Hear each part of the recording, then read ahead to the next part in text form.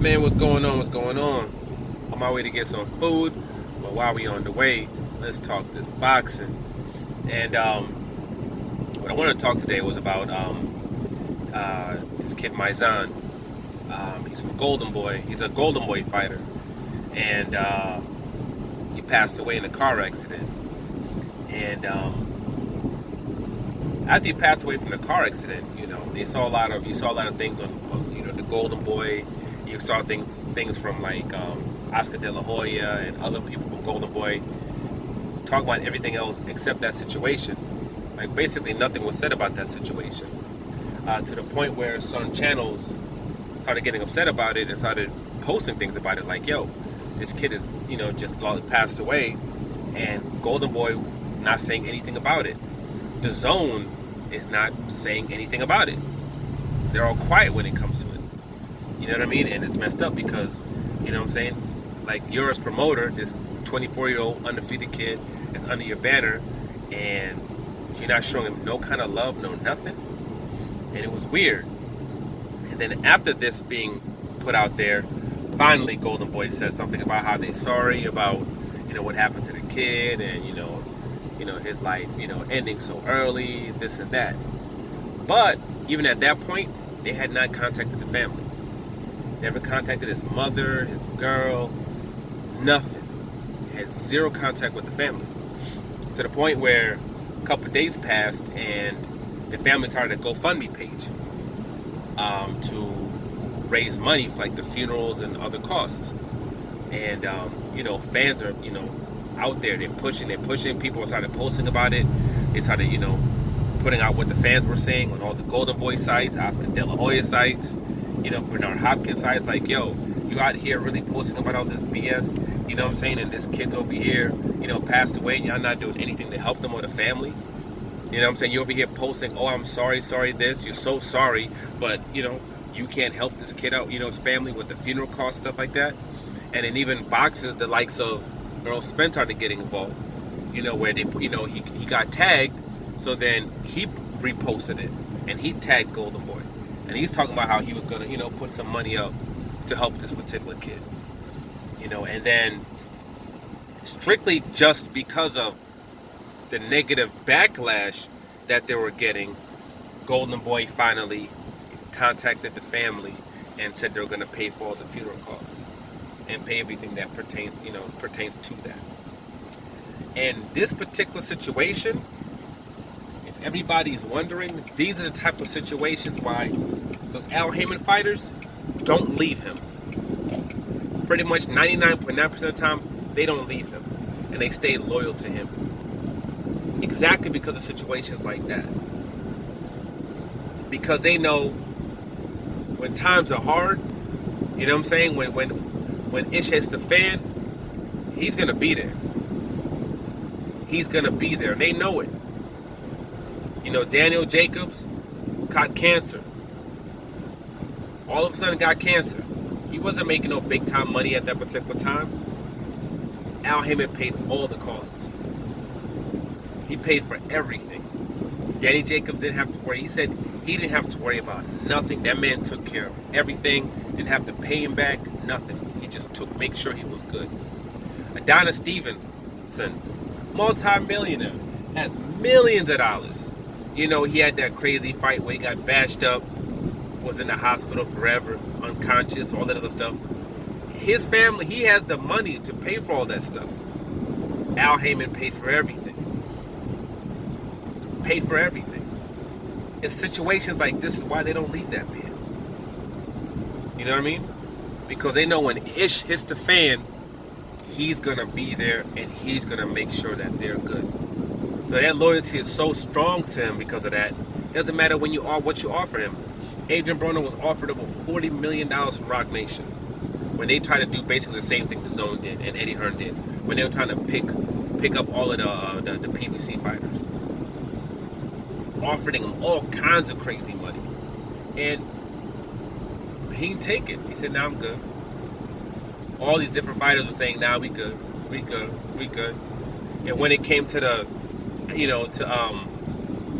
Eddie Hearn, when he tried the same thing, they all said the same thing, and he couldn't understand. He's like, we're offering him life-changing money. We've offered them money they've never seen before in their lives, and they're just saying no. They keep saying no. Also, him not also understanding that they actually are making substantially more money than it's actually showing in the books, because he doesn't jip them. All these other areas where the promoters usually keep the money, they don't keep the money when it comes to that situation. When it comes to Al Haymon, when it comes to PBC. Number one, his cuts are very small. You're looking at 3% until you get to the big money. And if you're making a certain amount of money, I think it goes up, the highest is 15%. But he's getting you gate, he's getting you concessions, he's getting you TV rights. You know what I'm saying? He's getting you all these funds that, you know what I'm saying, that the promoters used to just keep. They used to keep all that money.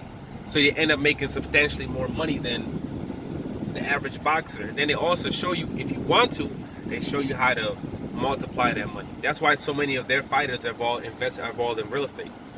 Peter Quillen, crazy portfolio when it comes to real estate. Danny Garcia, crazy real estate portfolio. You know, even Deontay Wilder, even the Charlos, what's his name, Devin Alexander. You know what I'm saying? Crazily invested in real estate. J-Rock had over $1 million worth of real estate before his fight with Jerry Heard.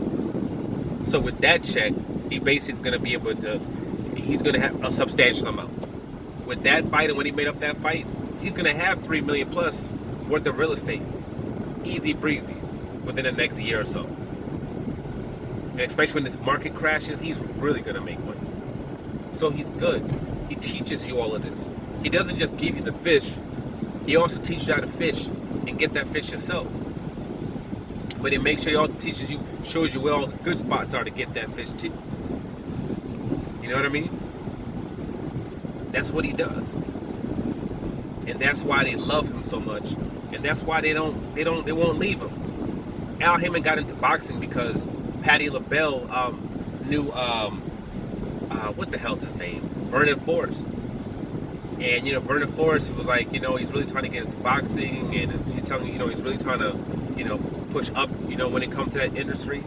And Patti LaBelle told him, she's like, yeah, I don't know too much about boxing, but I do know that if you want to change your life, you know, once somebody's going to change your life, you need to talk to Al Haymon. So you got people in their 60s, in their 60s going to the 70s who are saying that, yo, you know what I'm saying? That man changed my life. You know what I'm saying? That man's loyalty and that love and what that man has done for me, for my life, is that big. You know? You hear Drake in one of his songs, Al Haymon, you know what I'm saying? On all of my checks. You know what I'm saying?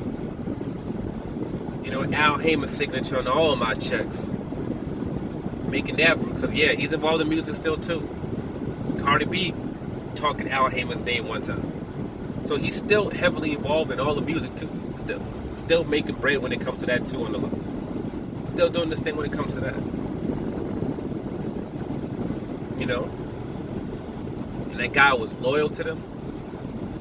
You know, he grabbed him out of Golden Boy when Golden Boy was giving him scraps.